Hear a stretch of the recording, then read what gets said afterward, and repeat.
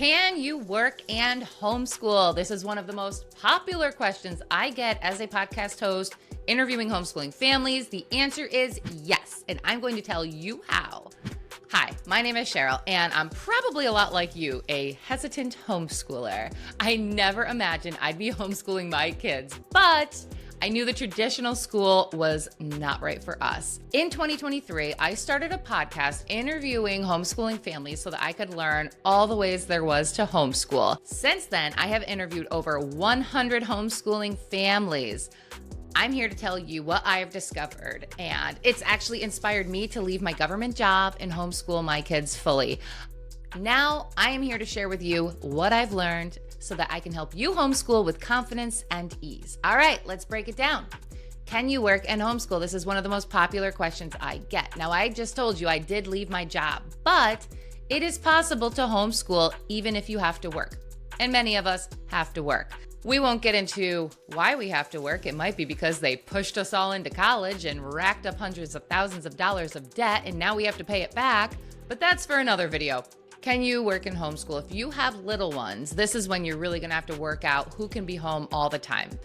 So can you work an opposite schedule from your partner? Maybe one of you could work the day shift and the other person night shifts. Maybe one person works weekends, and opposite their spouse. So I've talked to a few homeschooling families that does make this work, especially in the line of work with like being a police officer or in the medical field. That sort of stuff runs round the clock. So there's always shifts available at odd times. Number two, can you work from home? A lot of jobs now can be done remotely. So is this something you can talk to your boss about, or maybe look for a different job that is work from home? If you choose a remote job, you have the flexibility to supervise the kids and assist with their homeschooling while you can get your work done. Remember, you do not need to homeschool Monday through Friday from 8 to 3. It doesn't have to look like school, and it shouldn't. So you can always work during the day and give your kids other activities to do, and do the homeschooling on the evenings or weekends, or do a shorter homeschool day and homeschool all year long. So you're not taking that summer break and that month off for, the holiday season. Number three, can you use family or other homeschooling families to help support you while your kids are young? We have in-laws that will help watch the kids when I record the podcast, but if you can coordinate with a family member, especially like a grandparent, aunt or uncle, or even another homeschooling family that might want to make a little extra money while they stay home with their kids, that's always a good option. Another great option for this would be, can you bring your kids to work? I know we can't always bring them into, say, the OR, but could you do a job that you can bring them to? If you could find a job, maybe caring for the elderly or disabled, or cleaning houses, or dog walking, or taking in other children. This is all stuff that can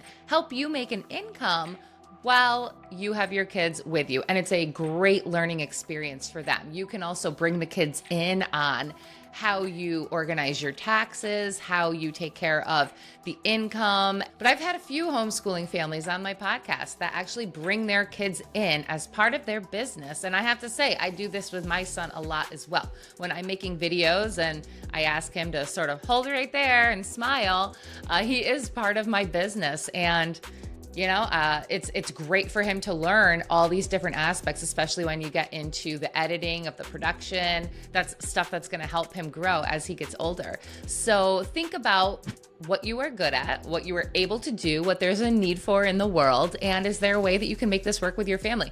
One idea I have had, when I have the extra time, is to organize a business that gets groceries for the elderly or disabled, brings it into their houses for them, puts it all away for them, and then maybe puts together some dishes that they can just throw in a crock pot in the morning and it's ready for them in the evening, because so many elderly people are kind of, banned to the nursing home if they don't have a close family nearby to help care for them. So this is like a wonderful way to sort of keep them out of that facility and, give them nutritious foods so they don't have to be eating microwave dinners. If you could provide childcare at your house for income, or even start a sort of homeschooling school, like a micro school or learning center. This is a great way to make income. And you're also bringing your kids in on that business plan and teaching them real world strategies for how to run a business. We've had a lot of micro schools and learning centers pop up in our area in upstate New York, and I've had a few entrepreneurs in this area come on my podcast. I love these ideas because not everybody can quit their job to homeschool, and not everybody wants to, and that's okay. Having this other option where they're not going to a public or private school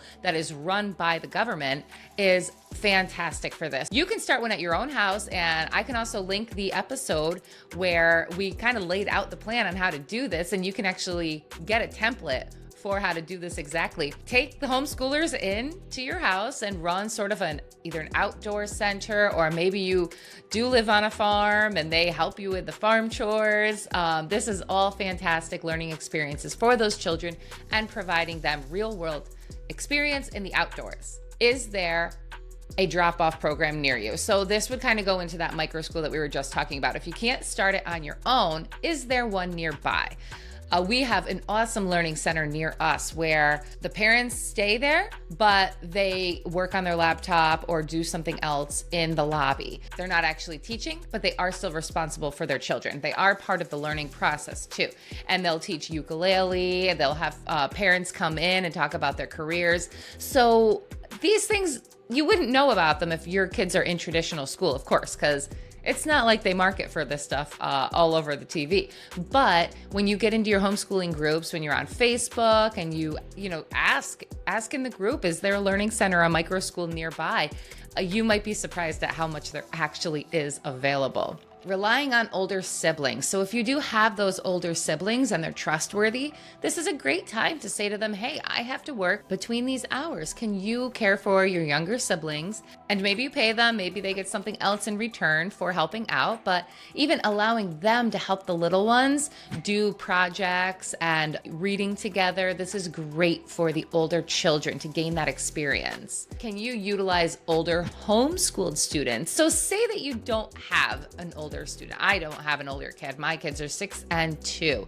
So we don't have that luxury, but there are homeschooled kids in our area that are maybe of that 16 to 20 age who are looking for real world experience. Maybe they want to be teachers themselves. You could always utilize them to come in and watch your kids when you have to work. Just remember, your kids will only be young for a short period of time. So as they get older, they're not going to need you around as much. You can trust them more with their independent work or to be in the house by themselves. Hopefully it's not a full day. Maybe if you and your partner's schedules overlap a little bit, you can trust them for a couple hours to do some independent work or some projects like STEM projects, or maybe they're building something, and you can kind of be freed up to do what you have to do as far as making that extra income.